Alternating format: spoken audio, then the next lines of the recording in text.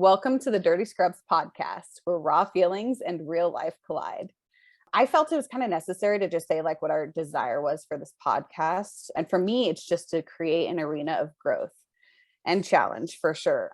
So my emphasis is on digging deep, looking at those feelings that probably we don't like to look at or talk about, in hopes that that's going to propel us forward into growth. So with all of that said, none of this would be possible without V as our Michigander ER Air Force trauma nurse.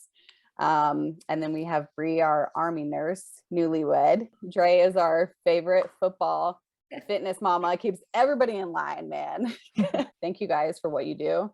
I'm happy that we're doing this together. And I'm a mom of 5. I'm a Psych NP student and an ER nurse.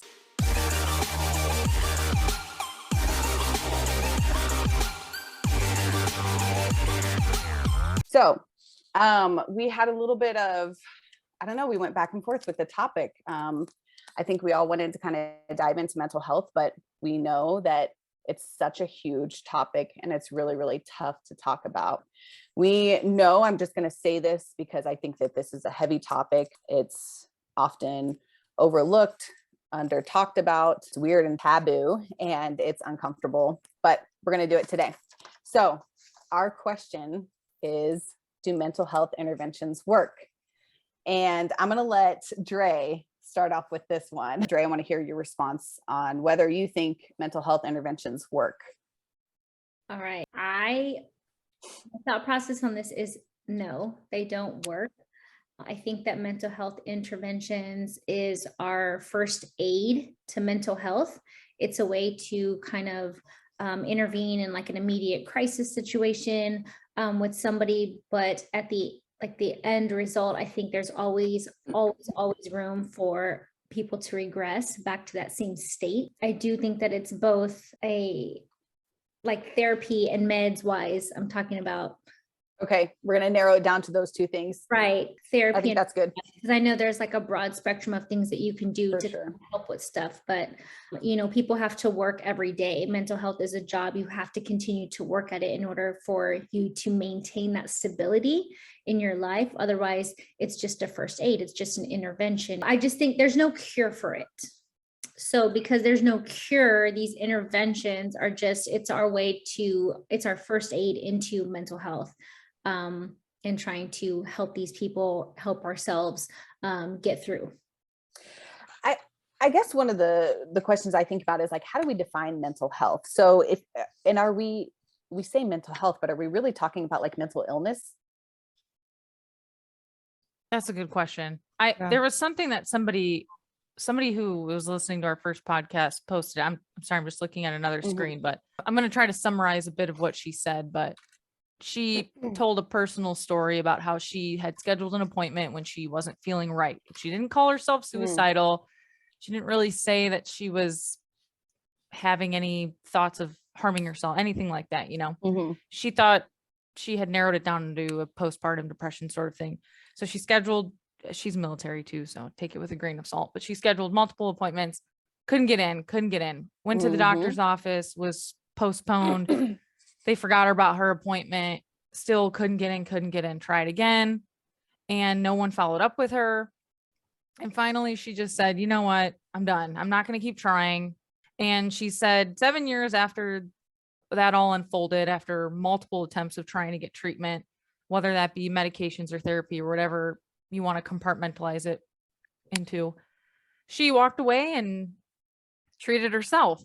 And she said, I never saw a therapist, but I'm 7 years antidepressant free. And I am far better than the day I walked into the doctor's office saying I didn't feel right. Did she deal with that for 7 years without interventions? I think so. Okay. That's what it makes it sound like. And she says, I don't know what helped. It may have been my own personal determination to thrive, or maybe it was a good personal support system, or maybe it was a combination of all things.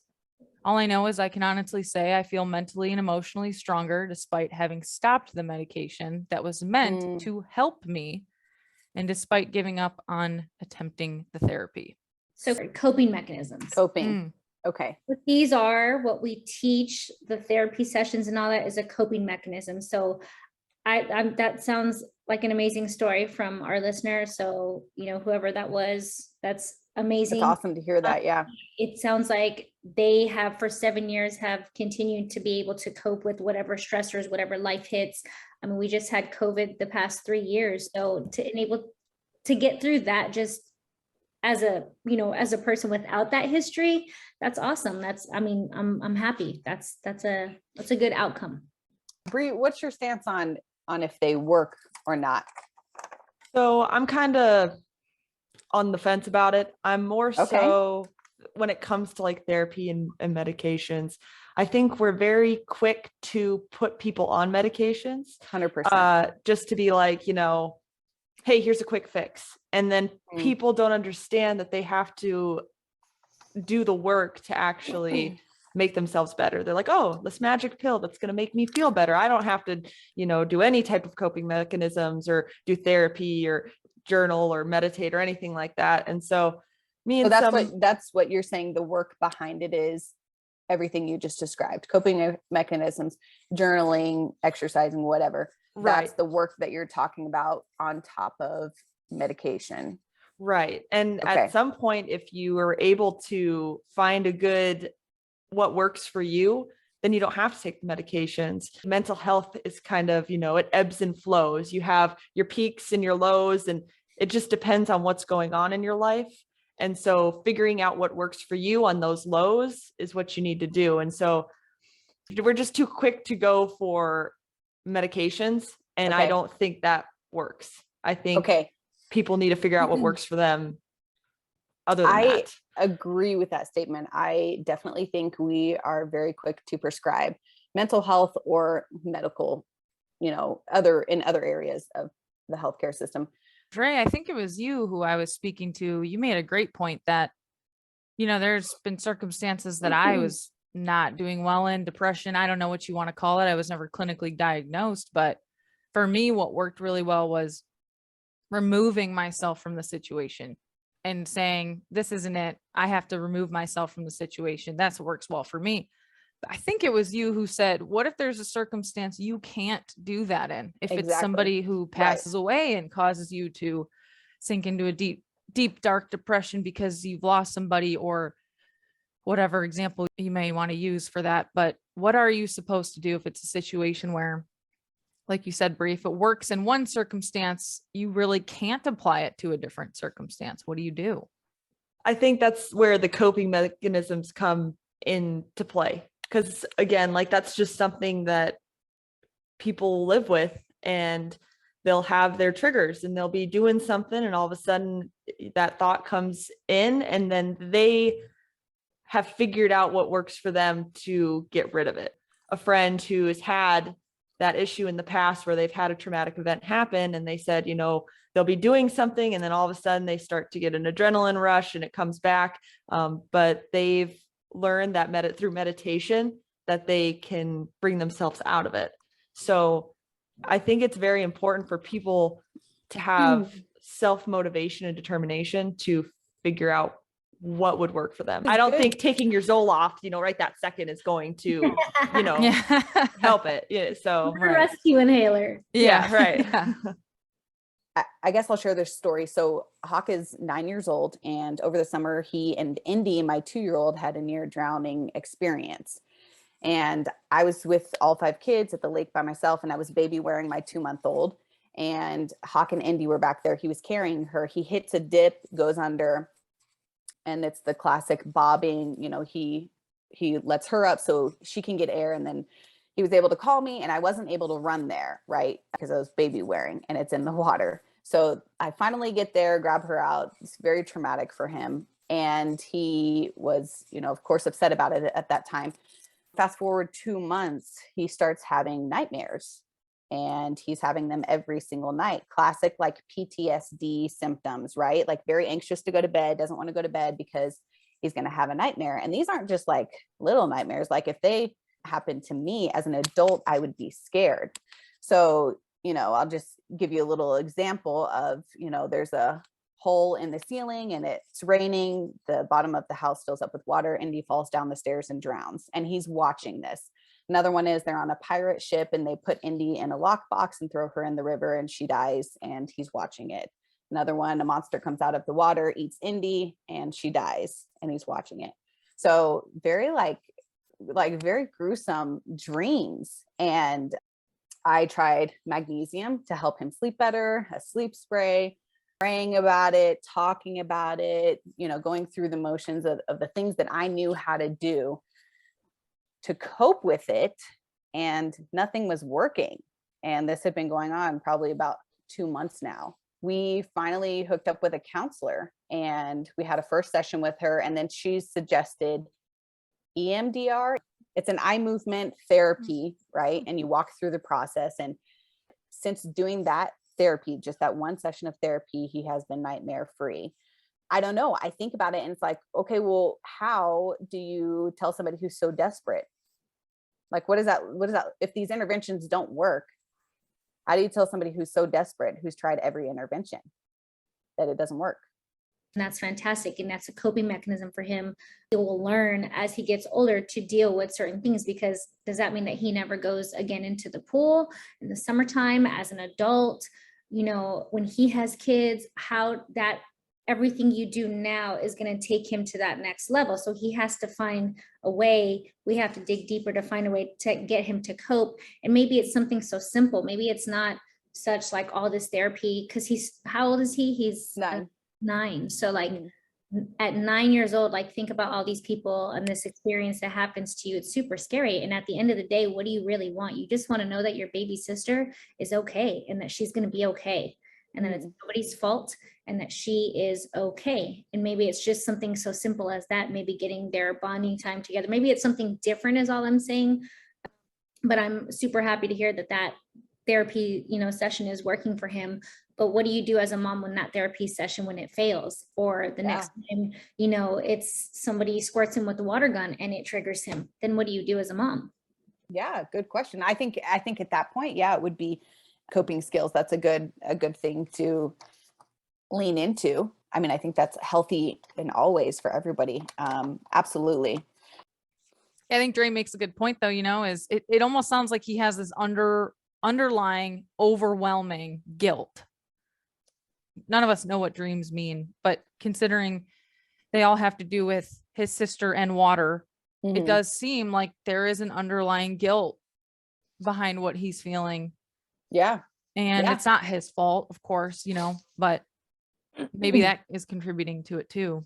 There's a difference between like having going through a traumatic event and then a chemical imbalance. Like obviously if chemical imbalance comes into play, then that's why we have medications in place. But then there's, stuff like lithium levels and other things that contribute to being completely off. And so I think medication comes into play and helps a chemical imbalance. Everybody to say, we have a mental health crisis. We're suffering. So many people are suffering from anxiety and depression. We all are though. I mean, when does it cross the threshold into you need to seek treatment? That's a great question. Yeah. That's a great question. I posed that question to you, my mental health nurse practitioner. Still got a long way to go, so can't use that title yet. Wow, that's a great one. I would say if your daily activities are changing, if you're not doing basic foundational things in your life, like showering, brushing your teeth, if you're staying in bed, right? Like basic things, when you are constantly bombarded with negative thoughts, and it becomes so overwhelming that your life starts changing, then that's a sign that you need to do something else. But for me, what works well for me, removing myself from the situation. I personally have not been faced with dealing with a scenario that I am unable to remove myself from. I mean, let's use motherhood, right? The triggers of a door slamming or like a kid crying, things that are like happen constantly in motherhood that I want to shake my kids, and not being able to remove yourself from that situation and not doing that behavior, but having those thoughts of I'm at the end of my rope and I don't know what the next step is, and how to get out of that when I have people that are still relying on me and to stay alive, But back to the original question, have you done any treatment to help yourself get through that? And if so, has it worked? I am a strong yes, absolutely. Anybody that I know that has been in therapy has benefited from it, and it has pulled me out of the spot of complete and utter chaos in my own head of there's no way out of this situation, that stuck feeling. Like, I feel like I'm a pretty strong-willed person, so it's a great question. So me and Vasek had a conversation at work about a particular word that is more commonly used in the mental health area. Saturating the English language. It's definitely and more common against people. And I feel like people kind of just throw it out there. And so I want to know, because you and Bree both used it. And when y'all did, I looked at Vasek like. I looked at you. Hey, Bree, we're on the right team. So when you guys say trigger, what does that mean exactly? I think it's a situation, or just like Courtney said, like a door shutting, or, like I know a friend who's been in multiple car accidents, and just looking in their rear view mirror and seeing someone pull up behind them. It's just an event or a small thing that happens throughout your day that makes you go back to whatever event or whatever, thing caused you to have like a PTSD. No, I think you're type doing of it event. justice, though. I think it's super, super simple, and you hit it. Mhm. It's an event that increases your adrenaline, right? Mhm. You're like suddenly on. Right. And like honestly, your brain switches back to that moment Yes. where you got rear-ended because you just looked in the rearview mirror, you see that person, you can't tell if they're slowing down or not. And then all of a sudden you're back to that moment when someone hit the back of your car. And that's what I got when I had talked to my friend about that. When I say a trigger, that's what I'm meaning, is that something happens that takes them right back to that moment, and their adrenaline starts pumping. They start feeling those emotions that they had in that moment, and they have to figure out a way to calm themselves down and take themselves out of it.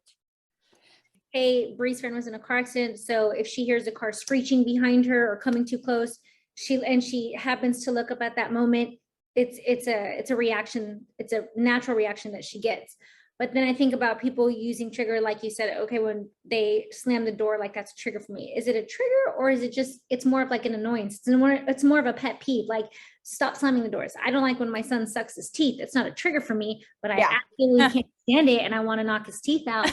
Yeah. Exposure. But this is that's what I feel. Vasek, how do you feel about that word? Sorry, that was hilarious. I hate the word. I appreciate in Bree's example of real PTSD. Maybe there is something that may trigger you to what we all know as PTSD. You get those flashbacks. Like the true diagnosis of PTSD is horrible. I can't imagine living with PTSD. It's awful. But this whole, I don't know, maybe I'm just getting old and grumpy, but I feel like the way society has coined the term triggering to mean stop what you're saying, you're triggering me. Like, no, I'm not going to stop what I'm saying because you're feeling triggered. And that's the part I don't like, is this glorification of I'm triggered and I'm so vulnerable. You need to stop what you're doing because you're causing me to not be able to function. Yes. Like, how is that my fault? It's not. And I think you make a really, really good point. I sound so mean. I'm sorry, but that's true. That is true. It's a good point, because here's what we've done. We've glorified mental health diagnoses. And so people just really just kind of attach one to themselves, when in reality, we have taken real mental health issues and diagnoses and shoved them under the carpet. Yeah. And I get what you're saying, because for those who are truly suffering, it's not, I hate this word too, but it's not fair to them.